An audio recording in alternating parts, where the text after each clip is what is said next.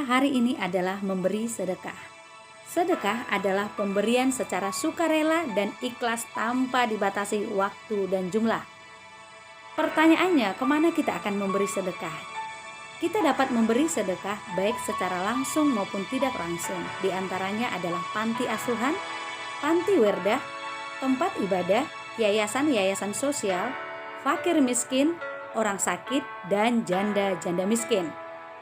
Apa motivasi kita dalam memberi sedekah? Tentunya belas kasihan, dan karena kita sadar ini adalah perintah Tuhan.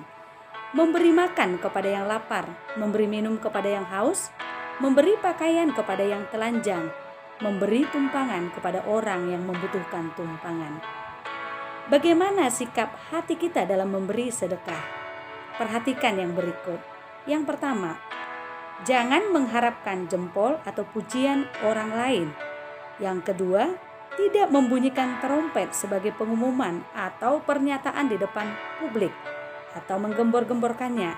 Yang ketiga, hati-hati untuk tidak tergoda menjadi sombong karena merasa kita menolong orang lain.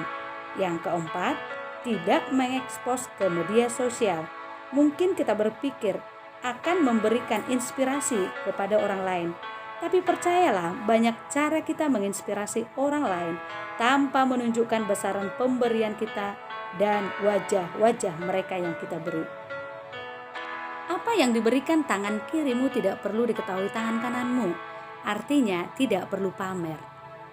Ketika kita memberi sedekah, lantas kita menerima pujian dari orang lain, sesungguhnya kita sudah menerima upah saat itu juga dari manusia. Tapi respon hati kita juga perlu dijaga. Kita merasa saleh dan benar melakukannya secara tersembunyi merupakan hal yang salah juga. Namun jika kita melakukannya dengan tulus untuk kepentingan orang lain dan Tuhan Allah dipermuliakan, itulah yang memberi upah bagi kita. Saat kita melakukan tersembunyi, ketahuilah Allah Maha Tahu. Luar biasa bukan jika kita mendapat upah dari pencipta alam semesta? Waktu dan bentuk upah yang kita terima, Tuhan yang berdaulat. Orang-orang yang sederhana, mari bersedekahlah. Orang-orang berkecukupan, bersedekahlah. Orang-orang kaya, mari bersedekahlah. Dan khususnya orang kaya, ada peringatan. Peringatkanlah kepada orang-orang kaya di dunia ini agar mereka jangan tinggi hati dan jangan berharap pada sesuatu yang tak tentu seperti kekayaan, melainkan pada Allah yang dalam kekayaannya memberikan kepada kita segala sesuatu untuk dinikmati.